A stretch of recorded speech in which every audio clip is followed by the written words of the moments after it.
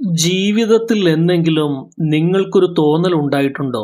ഒരാളുടെ ശ്രദ്ധയ്ക്കായി നിങ്ങൾ അമിതമായി പരിശ്രമിക്കുന്നു. അവരുടെ ഒരു മെസ്സേജിനായി മണിക്കൂറുകളോളം ഫോണിലേക്ക് നോക്കി കാത്തിരിക്കുന്നു. അല്ലെങ്കിൽ നിങ്ങളെ മനഃപൂർവ്വം അവഗണിക്കുന്ന ഒരാളുടെ മുന്നിൽ സ്വയം തരം താഴ്ന്നു നിൽക്കുന്നു. എങ്കിൽ ഓർക്കുക, നിങ്ങൾ ചെയ്യുന്നത് സ്നേഹിക്കലല്ല, മറിച്ച് സ്നേഹത്തിനായി യാചിക്കലാണ്. നമ്മൾ പലപ്പോഴും കരുതും നമ്മൾ കാണിക്കുന്ന ഈ വിട്ടുവീഴ്ചകൾ ആ വ്യക്തിയോടുള്ള സ്നേഹം കൊണ്ടാണെന്ന്. എന്നാൽ സത്യത്തിൽ അത് നമ്മുടെ തന്നെ ആത്മാഭിമാനത്തെ പണയം വെക്കലാണ്. സ്നേഹം വായു പോലെയാണ്. അത് സ്വാഭാവികമായി സംഭവിക്കേണ്ടതാണ്. ശ്വാസം മുട്ടിച്ചു പിടിച്ചു വാങ്ങേണ്ട ഒന്നല്ല. വിക്ടർ ഫ്രാങ്ക്ലിൻ പറഞ്ഞതുപോലെ, സ്നേഹം എന്നത് ഒരാളുടെ അന്തസത്തയെ ലക്ഷ്യം വെക്കുന്നതാണ്. നിങ്ങളെ അംഗീകരിക്കാത്ത ഒരിടത്ത് നിങ്ങളുടെ സാന്നിധ്യം അടിച്ചേൽപ്പിക്കുന്നത് വഴി നിങ്ങൾക്ക് നഷ്ടപ്പെടുന്നത് നിങ്ങളുടെ വിലയേറിയ സമയവും മാനസിക സമാധാനവുമാണ്. ഇന്നത്തെ എപ്പിസോഡ് നിങ്ങളുടെ ജീവിതത്തിലെ ഏറ്റവും വലിയ തിരിച്ചറിവായിരിക്കാം. നമുക്കെല്ലാവർക്കും പരിചയമുള്ള ഒരു ലളിതമായ ഉദാഹരണം പറയാം. നിങ്ങളുടെ കയ്യിൽ ഒരു പഴയ 500 രൂപയുടെ നോട്ടുണ്ടെന്ന് വിചാരിക്കുക. അത് അഴുക്കു പിടിച്ചതാകാം, പലതവണ മടക്കി ചളി പുരണ്ടതാകാം, അല്ലെങ്കിൽ ആരെങ്കിലും അത് ചവിട്ടി തേച്ചതാകാം. പക്ഷേ അതിൻ്റെ മൂല്യം അപ്പോഴും 500 രൂപ തന്നെയാണ്. ആരെങ്കിലും അത് ചവിട്ടി എന്നതുകൊണ്ട് ആ നോട്ടിന്റെ വില കുറയുന്നില്ല. നമ്മുടെ ജീവിതവും ഇതുപോലെയാണ്. ആരെങ്കിലും നിങ്ങളെ വേണ്ടെന്ന് വച്ചാലോ നിങ്ങളെ ചീത്ത പറഞ്ഞാലോ നിങ്ങളുടെ വില കുറയുന്നില്ല. പക്ഷേ നമ്മൾ ചെയ്യുന്നത് എന്താണ്? മറ്റൊരാൾ നമ്മെ അവഗണിക്കുമ്പോൾ നമ്മൾ ഒന്നിനും കൊള്ളാത്തവരാണ് എന്ന് നമ്മൾ തന്നെ വിശ്വസിക്കാൻ തുടങ്ങുന്നു. മറ്റൊരാളുടെ മനോഭാവമാണ് നമ്മുടെ വില നിശ്ചയിക്കുന്നത് എന്ന് നമ്മൾ തെറ്റായി ധരിക്കുന്നു. അവിടെയാണ് നമ്മുടെ പതനം തുടങ്ങുന്നത്. ഈ ലോകത്ത് നിങ്ങൾ ജനിച്ചത് മറ്റൊരാളുടെ ഔദാര്യത്തിന് വേണ്ടിയല്ല, മറിച്ച് നിങ്ങളുടെ ജീവിതം പൂർണ്ണമായി ജീവിച്ചു തീർക്കാനാണ്. അത് മറന്നു പോകുമ്പോഴാണ് നമ്മൾ സ്നേഹത്തിനായി കൈനീട്ടുന്ന യാചകരായി മാറുന്നത്. ഒന്നാമതായി നാം തിരിച്ചറിയേണ്ടത് നമ്മുടെ അന്തസ്സത്തെക്കുറിച്ചാണ്. മനഃശാസ്ത്രജ്ഞനായ കാൾ ജങ് പറഞ്ഞിട്ടുണ്ട്, മറ്റുള്ളവർ നമ്മോട് കാണിക്കുന്ന പെരുമാറ്റം പലപ്പോഴും അവരുടെ തന്നെ ആന്തരികമായ അശാന്തിയുടെയോ പ്രശ്നങ്ങളുടെയോ പ്രതിഫലനമാണ് എന്ന്. ഒരാൾ നിങ്ങളെ സ്നേഹിക്കുന്നില്ലെങ്കിൽ അതിനർത്ഥം നിങ്ങൾ സ്നേഹിക്കപ്പെടാൻ യോഗ്യനല്ല എന്നല്ല, മറിച്ച് അവരുടെ ഹൃദയത്തിൽ നിങ്ങൾക്ക് നൽകാൻ ഇടമില്ല എന്നാണ്. ഇത് ലളിതമായി പറഞ്ഞാൽ, ഒരു കാഴ്ചയില്ലാത്ത വ്യക്തിക്ക് സ്വർണത്തിന്റെ തിളക്കം മനസ്സിലാക്കാൻ കഴിയുകയില്ല എന്ന് പറയുന്നത് പോലെയാണ്. അത് സ്വർണത്തിന്റെ കുറ്റമല്ല. ഒരാൾ നിങ്ങളെ അവഗണിക്കുന്നുണ്ട് എങ്കിൽ അതിൻ്റെ അർത്ഥം നിങ്ങളുടെ മൂല്യം കുറഞ്ഞു എന്നല്ല, മറിച്ച് അവരുടെ കാഴ്ചപ്പാടിൽ നിങ്ങളുടെ പ്രാധാന്യം അവർക്ക് കണ്ടെത്താൻ സാധിക്കുന്നില്ല എന്നതാണ്. കണ്ണാടിയിൽ നോക്കി സ്വന്തം മുഖം മോശമാണ് എന്ന് പരാതിപ്പെടുന്നതിന് പകരം നിങ്ങളുടെ തനിമ തിരിച്ചറിയുമ്പോൾ മറ്റൊരാളുടെ അവഗണന ഒരിക്കലും നിങ്ങളുടെ ആന്തരിക മൂല്യത്തെ ബാധിക്കില്ല എന്ന് നിങ്ങൾക്ക് ബോധ്യപ്പെടും. നമ്മുടെ ജീവിതം മറ്റൊരാളുടെ സർട്ടിഫിക്കറ്റിന് വേണ്ടി കാത്തിരിക്കാനുള്ളതല്ല, മറിച്ച് സ്വയം കരുത്താർജിക്കാനുള്ളതാണ്. രണ്ടാമത് വേണ്ട തിരിച്ചറിവ്, യാചന ഒരിക്കലും സ്നേഹത്തെ കൊണ്ടുവരികയില്ല എന്നതാണ്. സ്നേഹത്തിനായി യാചിക്കുമ്പോൾ നിങ്ങൾക്ക് ലഭിക്കുന്നത് ഒരിക്കലും ആത്മാർത്ഥമായ സ്നേഹമല്ല, മറിച്ച് സഹതാപമാണ്. ദാനം കിട്ടുന്ന സഹതാപം കൊണ്ട് ഒരാൾ നിങ്ങളോടൊപ്പം തുടർന്നാൽ ആ ബന്ധം ക്രമേണ നിങ്ങൾക്ക് തന്നെ ഒരു വലിയ ബാധ്യതയായി മാറും. മനഃശാസ്ത്രത്തിൽ ഇതിനെ കോ ഡിപ്പെൻഡൻസി എന്ന് വിളിക്കുന്നു. അതായത് ഒരാൾക്ക് മറ്റൊരാളെ ഇല്ലാതെ ജീവിക്കാൻ കഴിയില്ല എന്ന അവസ്ഥയല്ല ഇത്, മറിച്ച് മറ്റൊരാളുടെ അംഗീകാരത്തിന് വേണ്ടി സ്വന്തം സ്വത്വം ഇല്ലാതാക്കുന്ന അവസ്ഥയാണ്.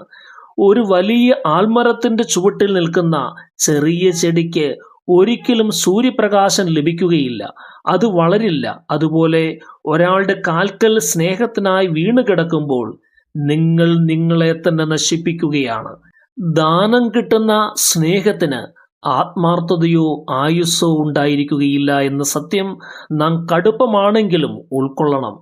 ഒരാൾക്ക് നിങ്ങളോട് സ്നേഹമുണ്ടെങ്കിൽ അതവരുടെ പ്രവൃത്തിയിൽ സ്വാഭാവികമായി പ്രതിഫലിക്കണം. അതിനായി നിങ്ങൾ മുട്ടുകുത്തേണ്ടി വരുന്നുണ്ടെങ്കിൽ അത് നിങ്ങൾ അന്വേഷിക്കുന്ന സ്നേഹമല്ല. മൂന്നാമതായി നാം മനസ്സിലാക്കേണ്ടത്, നിശബ്ദതയുടെ ശക്തിയെ നാം ഏറ്റവും വലിയ ആയുധമാക്കണം. നിങ്ങളെ അവഗണിക്കുന്നവരോട് തർക്കിക്കാനോ നിങ്ങൾ എത്ര നല്ലവനാണെന്ന് അവരെ ബോധ്യപ്പെടുത്താനോ നിരന്തരം വിശദീകരണങ്ങൾ നൽകാനോ സമയം കളയുന്നത് നിങ്ങളെ മാനസികമായി കൂടുതൽ തളർത്തുകയുള്ളൂ. നമ്മൾ എത്രത്തോളം വാദിക്കുന്നുവോ അത്രത്തോളം നമ്മൾ ദുർബലരാകും. നിങ്ങളുടെ നിശബ്ദതയാണ് അവർക്ക് നൽകാവുന്ന ഏറ്റവും മാന്യവും ശക്തവുമായ മറുപടി. എപ്പിക്ലീറ്റസ് പറഞ്ഞതുപോലെ, നമ്മെ വേദനിപ്പിക്കുന്നത് സംഭവങ്ങളല്ല, മറിച്ച് ആ സംഭവങ്ങളെക്കുറിച്ചുള്ള നമ്മുടെ കാഴ്ചപ്പാടാണ്. ഒരാൾ നിങ്ങളെ വേണ്ട എന്ന് വെച്ചാൽ ആ വേദനയെ സന്തോഷപൂർവ്വം സ്വീകരിക്കുക. അതിനെക്കുറിച്ച് ചിന്തിച്ച് വേവലാതിപ്പെടാതെ നിങ്ങളുടെ കാര്യങ്ങളിൽ ശ്രദ്ധ കേന്ദ്രീകരിക്കുക. നിശബ്ദമായി പിന്മാറാൻ കഴിയുന്നത് ഒരു വലിയ കലയാണ്. അത് നിങ്ങളുടെ അന്തസ്സിനെ ഉയർത്തും. നിങ്ങളുടെ അസാന്നിധ്യം അവർക്ക് അനുഭവപ്പെടുമ്പോൾ മാത്രമേ നിങ്ങളുടെ വില അവർക്ക് മനസ്സിലാകൂ. അതുവരെ നിങ്ങളുടെ ജീവിതം മറ്റൊരാളുടെ ശ്രദ്ധയ്ക്ക് വേണ്ടി മാറ്റിവെക്കാതിരിക്കുക. നാലാമതായി, നമ്മുടെ മൂല്യം നാം തന്നെ നിശ്ചയിക്കേണ്ടതുണ്ട്.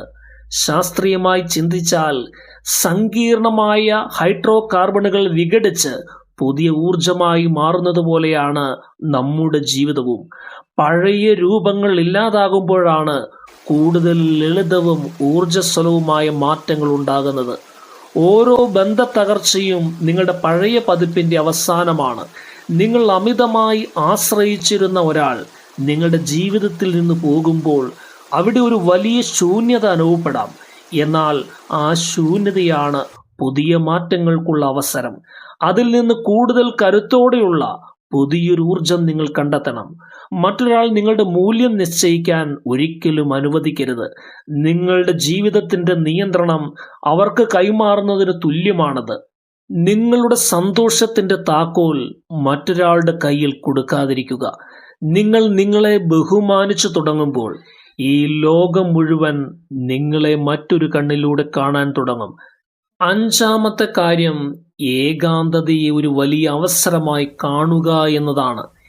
ഏകാന്തതയെ ഭയക്കുന്നവരാണ് പലപ്പോഴും സ്നേഹത്തിനായി യാചിക്കുന്നത്. ആരും കൂടെയില്ലാത്ത അവസ്ഥ മാരകമാണെന്ന് ഇവർ ചിന്തിക്കുന്നു. എന്നാൽ സോളിറ്റ്യൂഡ് അഥവാ ആത്മീയമായ ഏകത്വം ആസ്വദിക്കാൻ പഠിച്ചാൽ ബാഹ്യമായ ഒന്നിനും നിങ്ങളെ തളർത്താൻ കഴിയുകയില്ല. ആൽബർട്ട് കാമു പറഞ്ഞതുപോലെ, മഞ്ഞുകാലത്തിന്റെ മധ്യത്തിലാണ് എനിക്ക് മനസ്സിലായത് എൻ്റെ ഉള്ളിൽ കീഴടങ്ങാത്തൊരു വേനൽക്കാലമുണ്ട് എന്ന്. നമ്മൾ നമ്മളെ തന്നെ മനസ്സിലാക്കുന്നത് തനിച്ചിരിക്കുമ്പോഴാണ്. നിങ്ങൾ നിങ്ങളുടെ കൂട്ടാസ്വദിക്കാൻ തുടങ്ങുക. വായനയിലൂടെയോ യാത്രയിലൂടെയോ പുതിയ അറിവുകളിലൂടെയോ നിങ്ങളുടെ മനസ്സിനെ പാകപ്പെടുത്തുക. തനിച്ചു നിൽക്കാൻ കെൽപ്പുള്ള ഒരു മനുഷ്യനെ തോൽപ്പിക്കാൻ ആർക്കും കഴിയുകയില്ല. മറ്റൊരാളുടെ സാന്നിധ്യം നിങ്ങളെ സന്തോഷിപ്പിക്കാം, പക്ഷേ അവരുടെ അസാന്നിധ്യം നിങ്ങളെ തകർക്കരുത്. ഈ ആന്തരിക ശക്തി നിങ്ങളെ ആരുടെ മുന്നിലും തലകുനിക്കാത്തവരാക്കി മാറ്റും. ആറാമതായി നാം മനസ്സിലാക്കേണ്ട യാഥാർത്ഥ്യം, സ്നേഹത്തെ ഒരു നിക്ഷേപമായി കാണാതിരിക്കാൻ പ്രത്യേകം ശ്രദ്ധിക്കുക എന്നുള്ളതാണ്. സ്നേഹത്തെ ഒരു ബിസിനസ് ഇടപാടായി കാണുമ്പോഴാണ് പലപ്പോഴും ജീവിതത്തിൽ നിരാശകൾ ജനിക്കുന്നത്.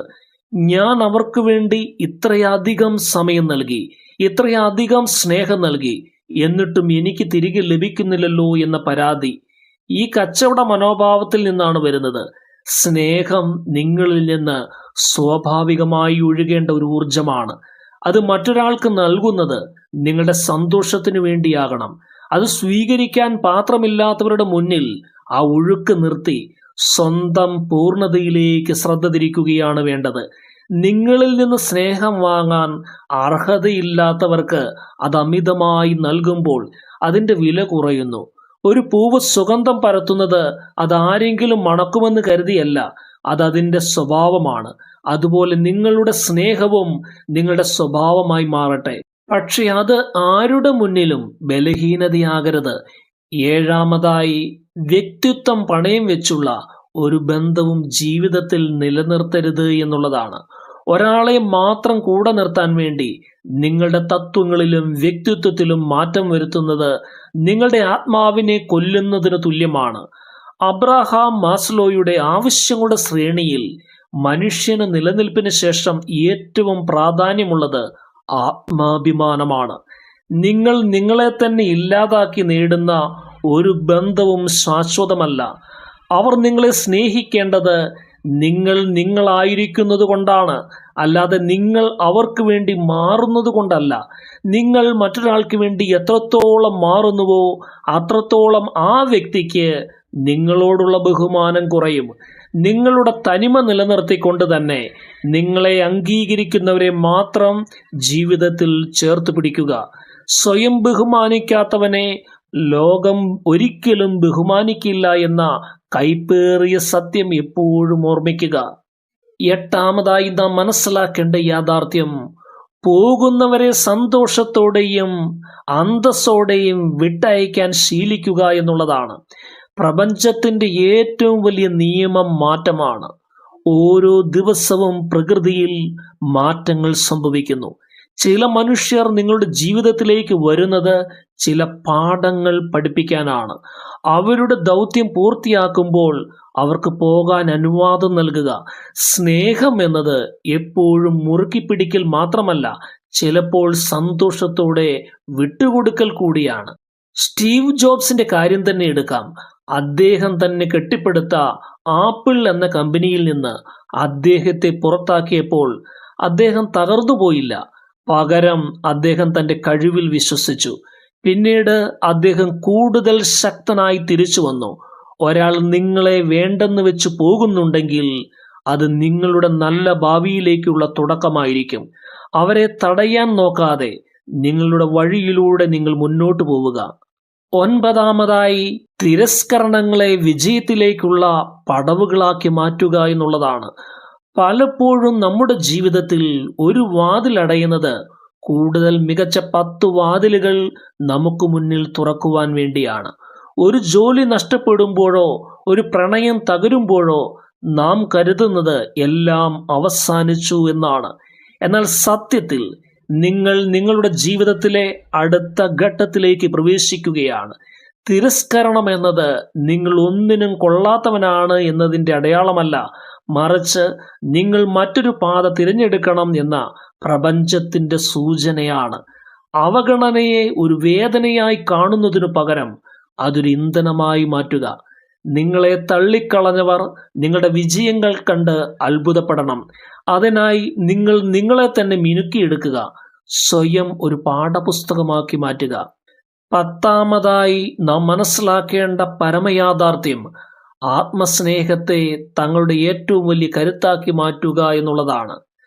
തങ്ങളെ തന്നെ സ്നേഹിക്കാനും ബഹുമാനിക്കാനും കഴിയാത്ത ഒരാൾക്ക് യഥാർത്ഥത്തിൽ മറ്റൊരാളെയും സ്നേഹിക്കാൻ കഴിയുകയില്ല. നിങ്ങളിൽ തന്നെ പൂർണ്ണത കണ്ടെത്തുക. നിങ്ങളുടെ മനസ്സ് തന്നെയാണ് നിങ്ങളുടെ ഏറ്റവും വലിയ സുഹൃത്ത്. അത് തന്നെയാണ് നിങ്ങളുടെ ശത്രുവും. നിങ്ങളെ സ്നേഹിക്കാൻ മറ്റൊരാൾ വരുന്നതുവരെ കാത്തിരിക്കരുത്. നിങ്ങൾക്കിഷ്ടമുള്ള കാര്യങ്ങൾ ചെയ്യുക. നിങ്ങൾക്ക് സന്തോഷം നൽകുന്നവരോടൊപ്പം സമയം ചെലവഴിക്കുക.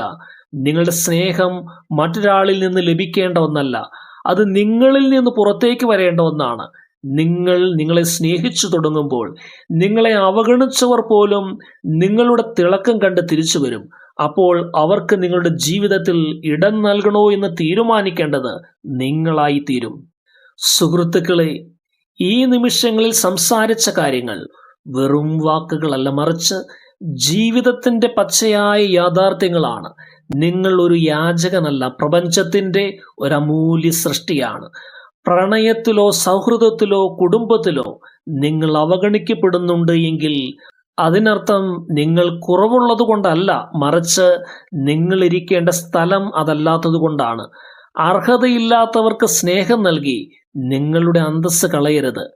സിഗ്മണ്ട് ഫ്രോയിഡ് ഒരിക്കൽ പറഞ്ഞു, തിരിഞ്ഞു നോക്കുമ്പോൾ പോരാട്ടത്തിന്റെ വർഷങ്ങളായിരിക്കും ഏറ്റവും മനോഹരമായി നിങ്ങൾക്ക് അനുഭവപ്പെടുക എന്ന്.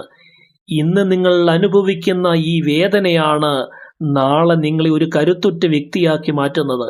ഇനി മുതൽ ആരുടെയും ശ്രദ്ധയ്ക്കായി യാചിക്കരുത്. നിങ്ങളുടെ കഴിവുകളിൽ വിശ്വസിക്കുക, സ്വയം സ്നേഹിക്കുക. നിങ്ങൾ നിങ്ങളെ ബഹുമാനിച്ചു തുടങ്ങുമ്പോൾ ഈ ലോകം നിങ്ങളുടെ പിന്നാലെ വരും. ഈ എപ്പിസോഡ് നിങ്ങളുടെ ഹൃദയത്തെ സ്പർശിച്ചുവെങ്കിൽ ഇത് മറ്റുള്ളവരിലേക്കും എത്തിക്കുക. അടുത്ത വീഡിയോയിൽ വീണ്ടും കാണാമെന്ന പ്രതീക്ഷയിൽ എല്ലാ സ്നേഹിതർക്കും നന്മകൾ നേർന്നുകൊണ്ട് ഹൃദയം നിറഞ്ഞ നന്ദി.